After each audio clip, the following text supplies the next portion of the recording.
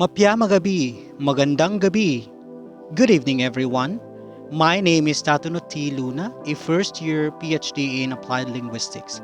Tonight, I am going to discuss the second language user and the native speaker. This presentation aimed to discuss the relationship between people who know more than one language and monolingual native speakers. Are second language user and monolingual native speakers different types of people? If so, what should be the proper goals of students of second languages and how does this affect how they should be taught?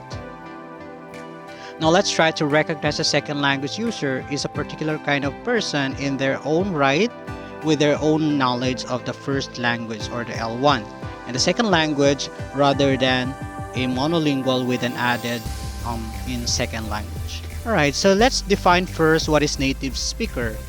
MacArthur 1992 defined native speaker as a person who has spoken a certain language since early childhood, meaning it is not possible for a second language learner to become a native speaker. Now, what is a second language user?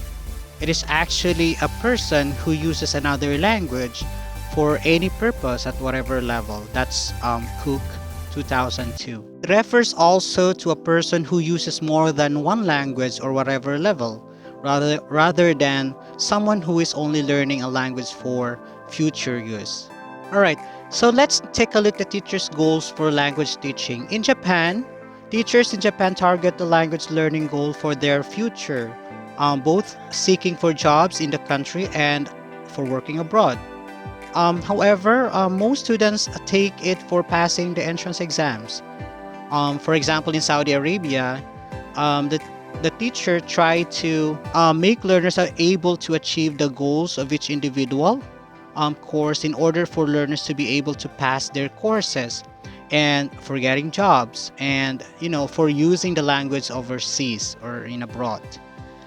In Poland, freely in most situations, so they can speak the language freely in most situations and in national exams to pass the national exams. In China, they are focused or they're trying to achieve um, fluency in English communication, develop cultural awareness, and then to think globally.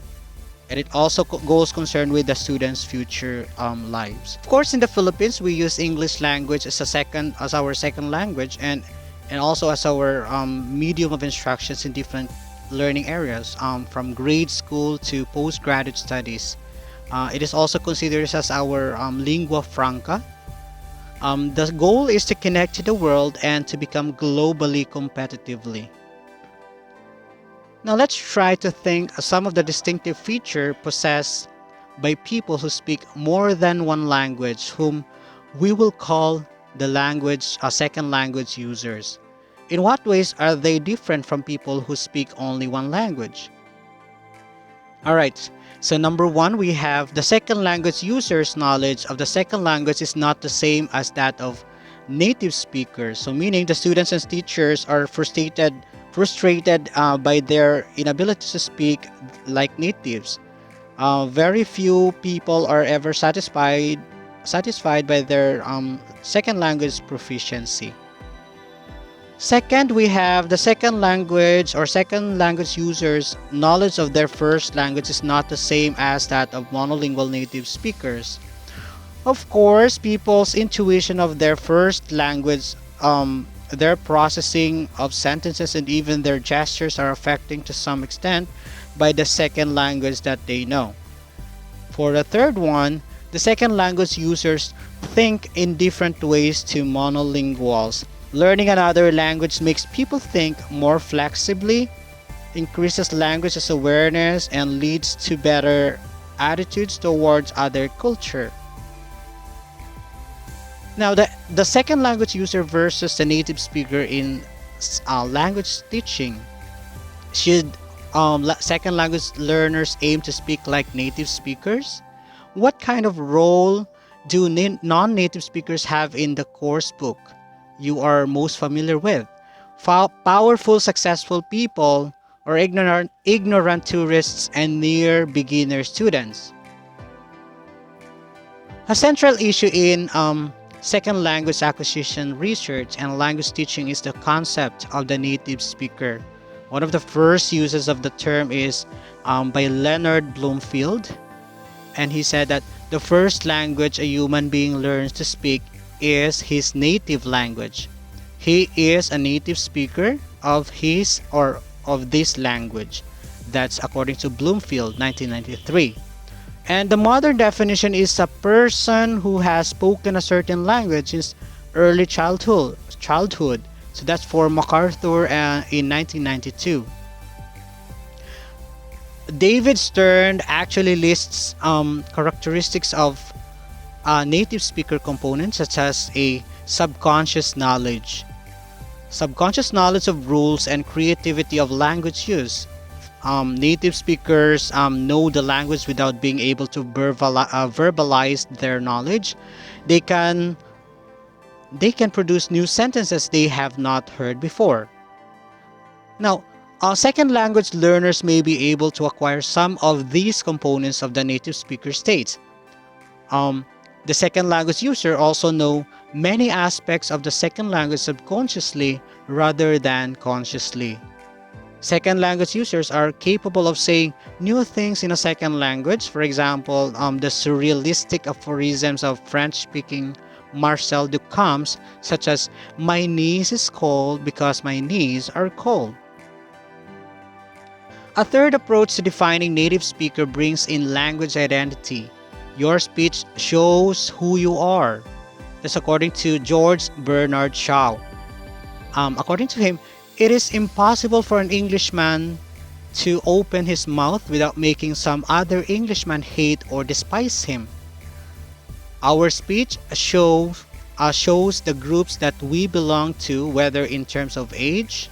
For example, I still say wireless meaning radio, rather than meaning a cable-free piece of equipment. In gender, for example, men prefer to pronounce with ings, like in endings such as running, as in running. For women, that is complete for running. That's according to Adamson and Regan 1991, as seen in ad slogans like "a sippin' whiskey." In the sense of the first language in someone's life, it is impossible for students to become native speakers of a second language. In terms of identity, it raises the question of which group we wish the students to belong to. The community of native speakers of which they can never be full members of a communities of L2 users.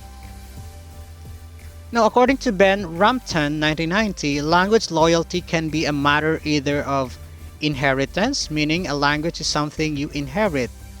You claim and you bequeath, or of affiliation, which means a language is something you belong to. Both of them continually negotiated. Okay, should the native speaker be the target of language teaching? Alright, most language teachers and indeed most students accept that their goal is to become as similar to the native speaker as possible. And the student's target needs to relate to the roles that they will assume when using the second language. For an instance, in England alone contains a variety of class and regional accents even if vocabulary varies little. The English-speaking countries from Australia to Canada, Scotland to South Africa, each have their own variety with its own internal range. Outside these countries, there are well-established varieties of English spoken in countries such as in Singapore and in India. Now, which of these native speakers should the students adopt as a role model? Now, let's go to the code switching by second language users. What is code switching? Code switching means going from one language to the other in mid-speech when both speakers know the same two languages. Alright, so in additional terms would be the bilingual. What is the bilingual, or what is bilingual? Bilingual means the second language user uses two languages. And how about the monolingual? A monolingual is a single language, whether they're first or second, meaning it depends on the person which language he or she will be using, whether he's first or he's second. Now, speaker perceives that they are in monolingual mode, meaning using one language, whether L1 or L2, or bilingual mode, using both languages together. So that's according to Grosjean 2001. The danger of concentrating on the native speaker is that the specific characteristics of second language users are ignored. Um, Second language users can do things that monolingual native speakers cannot. So for example, Cherite, Zeriche, Te Aime, Cherite, Ti Adore from French, which means my darling, I love you a lot more than you know. For example, number 2, Suwami saya sulu slim and trim tapi sekarang plump like drum. Before, my husband was slim and trim, but now he is like a drum. Now, example number 3, we have the Greek. Simera Pigastos Shopping Centre Gia Pakso Ana birthday present Gia then Maria. In English, today I went to the shopping center because I wanted to buy a birthday present for Maria. Code switching is found whether bilingual speakers talk to each other. So according to Francis Grosjean in 1989, bilinguals have two modes for using language. In monolingual mode, they speak either one language or the other. In bilingual mode, they use two languages simultaneously by code switching from one to the other during the course of speech. Bilingual code switching is neither unusual nor abnormal. It is an ordinary fact of life in many multilingual societies. So for example, in the Philippines, we are a multilingual people or multilinguists. Alright, now let's go to code switching. It is a unique feat of using two languages at once which no monolingual can ever achieve, except to the limited extent that people can switch between dialects of their first language. So in the Philippines, we have different types of or different dialects, and we are also using the English language and the Tagalog language or the Filipino language. Alright, reasons for code switchings. First, we have a common reason for switching is to report what someone has said. And the second one is to use markers from one language to highlight something in another. And then the third one, another reason is the feeling that some topics are more appropriate to one language than another. The theory of code switching developed by Shauna Poplack in 1980 claims that there are two main restrictions on where switching can occur. So first, the free morpheme constraint, meaning the speaker may not switch language between a word and its endings unless the word is pronounced as if it were in the language of the ending. The second one is the equivalence constraint, meaning the switch can come at a point in the sentence where it does not violate the grammar of either language. Code switching and language teaching. What does code switching have to do with language teaching? The profile of the proficient second language user includes the code switching mode of language. It is something that is peculiar or unusual. If the bilingual knows that the listener shares the same two languages, code switching is likely to place for all the reasons given above. Code switching and language teaching, for many students, the ability to go from one language to another is highly desirable. There is a little advantage in being multi-competent if they are restricted by the demands of a single language in monolingual mode. Rodolfo Jacobson developed the new concurrent approach, which gets teachers to balance the use of the two languages within a single lesson. The teacher is allowed to switch languages in this to a certain key points. In a class where English, for example, is being taught to Spanish-speaking children, the teacher can switch to Spanish when concepts are important, when the students are getting distracted, or when the students should be praised or told off. The teacher may also switch to English when revising a lesson that has already been given in Spanish. An ingenious exercise in using the mother tongue by Delar and Rinvolukri 2002 suggests having rules for when the first language can be used in the classroom, such as when holding a particular object such as a dictionary or a stone, being in a particular place like near the window, carrying out a particular action like folding their arms, or so on. Now, using the first language in the classroom. In the early days, the first language was explicitly rejected. A legacy of the language teaching revolutions of the late 19th century. Later, the first language was seldom mentioned as a tool for the classroom. Apart from occasional advice about how to avoid it, for example, in task-based learning for beginners, don't ban mother tongue use but encourage attempts to use the target language. That's according to Willis, 1996. Now, here in the Philippines, they already introduced, or in our educational system in the Philippines, the mother tongue based, or the MTBMLE was introduced. That's according to chairman, or the chair of UP Diliman Department of Anthropology, Dr. Tan.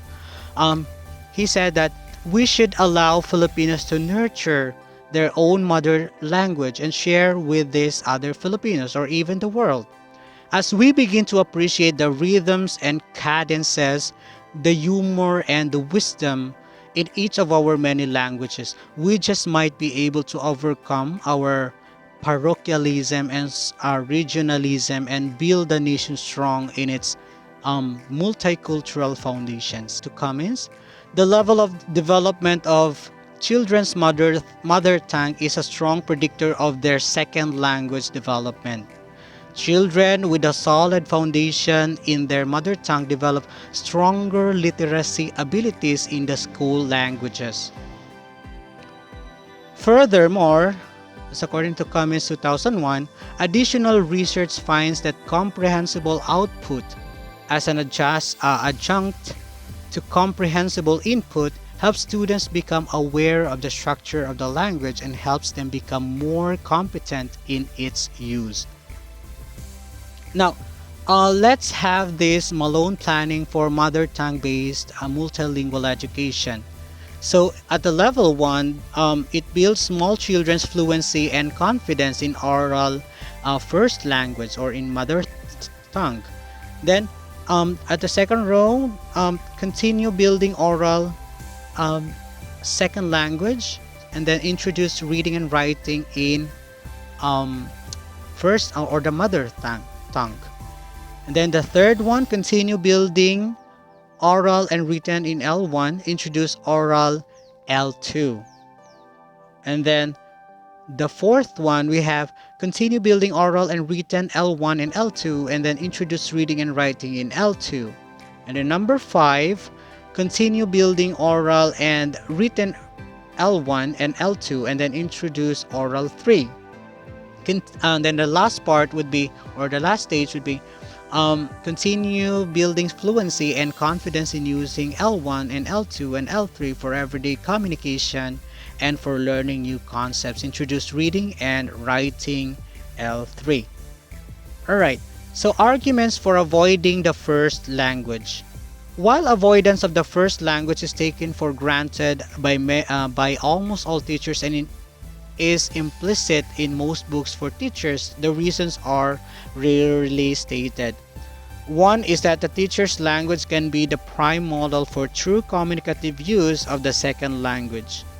The practical justification for avoiding the first language in many English language teaching situations is that the students speak several first languages, and it would be impossible for the teacher to take account of all of them. Ernesto Macaro in 1987 observed a number of modern language teachers at work in classrooms in England to see when they used the first language, and then he found 5 factors that most commonly led to first language use. One is by using the first language for giving instructions about activities. As mentioned above, the teacher has to balance the gains and losses of using the first or the second language. And then the second one, to translating and checking comprehension. Teachers felt the first language speed things up. Yeah. And then the third one, individual comments to students made while the teacher is going around the class, say during peer work. And then number 4, giving feedback to pupils. Students are often told whether they are right or wrong in their own language. And then finally, using the first language to maintain discipline, saying shut up or you will get a detention in the first language shows that it is a serious threat rather than practicing imperative and conditional constructions. Now let's go to teaching that uses the first language. A few minority methods during the 20th century, other than the shunt grammar translation method, indeed tried to systematize the use of the first language in the classroom. One possibility that has been tried can be called alternating language methods. These depend on the presence of native speakers of two languages in the classroom, so that in some way the students learn each other's languages. Another one is in reciprocal learning teaching. Students switch language at predetermined points. Method pairs students who want to learn each other's languages and makes them alternate between the two languages, thus exchanging the roles of teacher and the students. C.J. Dodson, 1967, suggested the bilingual method. In his method, there are several steps. In step 1, the imitation, which means pupils learn to speak basic second language sentences by imitating the teacher, listen to the teacher give first language meaning. Step 2, interpretation, where the teacher says first language equivalent of second language sentence. The pupil replies with second language sentence. The teacher repeats the first language. In step 3 is the substitution and extension, which same techniques as 1 and 2, but varying the vocabulary within existing patterns. And then step 4, independent speaking of sentences by the students or by the learners. And step 5, reverse interpretation. They have to reverse what is their interpretation about a topic or about the issue. And then step 6 is the consolidation of question patterns. Variations on alternating language approaches are the Key School two-way model, in which classes of mixed English and Spanish speakers learn the curriculum through English in the morning and Spanish in the afternoon. And then the second one is the alternate days approach, which teaches the standard curriculum subjects to children with native Filipino or Filipino using English and Filipino on alternate days. And dual language programs, in which a balance is struck between two languages in the school curriculum, ranging from, say, 90% in the minority language versus 10% in the majority languages in the preschool year to 70% versus 30% in second grade.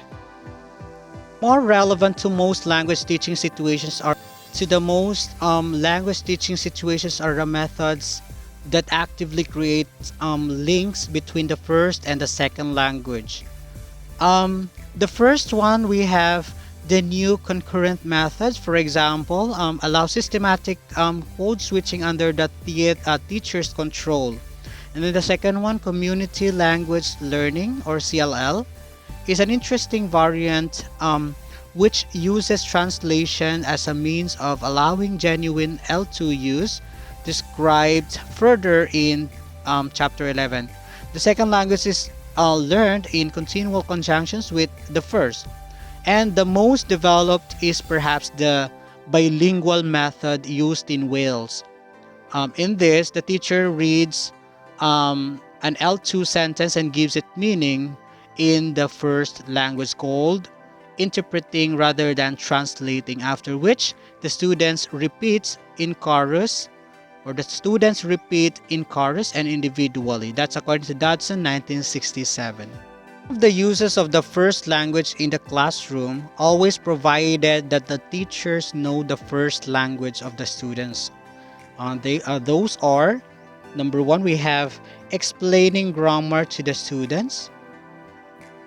The font approach has curiously not discussed which language should be used for explaining grammar.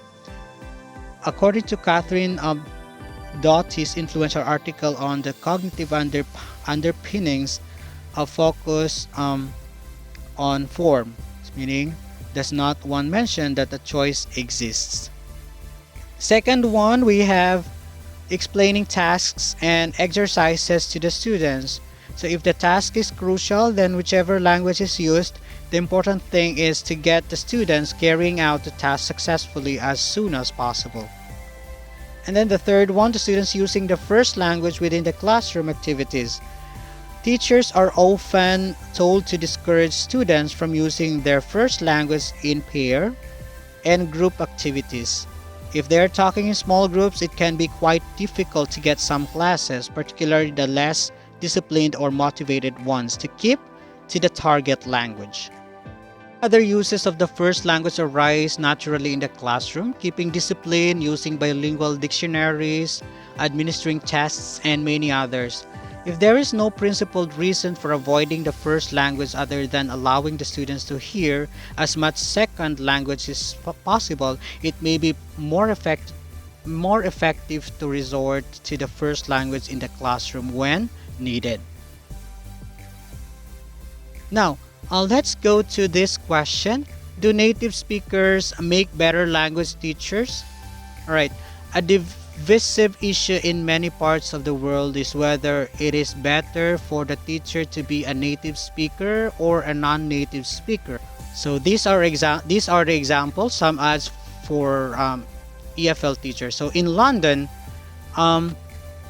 there was an ad saying qualified native speaking English teachers, a center in North Fields.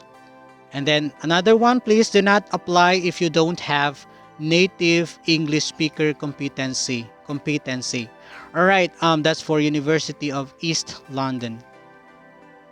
There are also cases outside in England. So for example, in Russia, Oxford Crown Moscow is now recruiting native English-speaking teachers from English-speaking countries, including the United Kingdom, the Republic of Ireland, the USA, Australia, New Zealand, and Canada. Here are the top-rated features of teachers by Hungarian students. That's according to the study of Benke and Midges 2005. In this, the non-native speaker teacher assigns lots of homework and then prepares conscientiously and then corrects errors consistently, prepares learning well for exams, assesses my language knowledge realistically, and relies heavily on the course book. So that's for the non-native speaker. And the native speaker teacher focuses primarily on speaking skills and also is happy to improvise, provides extensive information about the culture. It is also interested in learners' opinions and applies group work regularly in class. Now, let's go for the pros and cons of native and non-native speaker teachers. Expat native speaker teachers provide a model of native speaker. Then maybe fluent in their first language, and then know the language, a second language culture from the inside, and then may become less native over time. Provide a model of someone who has learned the lesson or the second language as an first language, and then may not have knowledge of the local educational system, and also may or may not have appropriate teacher training and qualifications, while in non-native speaker teachers only provide a model of second language user use, um, and also may not be so fluent in their second language, and then know the first language culture from the outside, then may not change or may improve over time. Provide also a model of someone who has learned the language as a second language, and then know the local educational system and have appropriate teacher training and qualifications. Now let's go for the international languages. English as a lingua franca, or ELF. This section deals with the situation of languages that are used outside the country or area where they originated, concentrating on English as an international language rather than, say, French or Chinese. So according to Abram Deswan, 2001, languages from a hierarchy represented in the figure below. First, we have the peripheral languages are used within a given territory by native speakers to each other. And then we have the central languages are used within a single territory by people who are both native speakers and non-native speakers for purposes of education and government. And then we have the super central languages are used across several parts of the world by natives and non-natives with specialized function.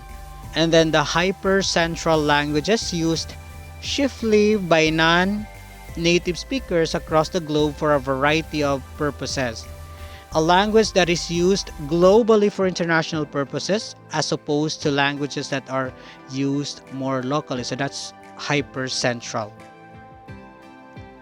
Discussion has preferred the term English as lingua franca, or ELF, English as a means of communication between native speakers of other languages. In this context, lingua franca does not have its holistic negative meaning of a mixed language, but means a communication language used by speakers of other languages. So in here, ELF are sometimes calls LFE, the name for the kind of English that is used globally by non-native speakers for many kinds of international purposes. So, for example, in the Philippines, we use English as our lingua. All right, the status of English is now peculiar in that it has become a lingua franca and a hyper-central language largely spoken between non-native speakers. So for example, in the Philippines. And a main motive for many learners is then to be able to speak with fellow second language users and then the non-native speakers.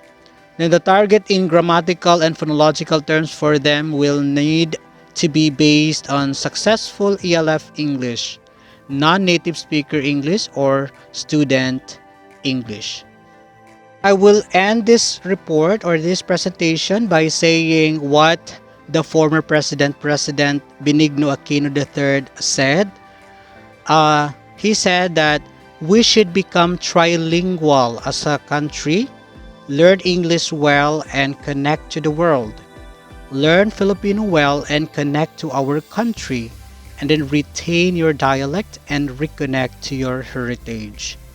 Thank you for listening, and God bless everyone.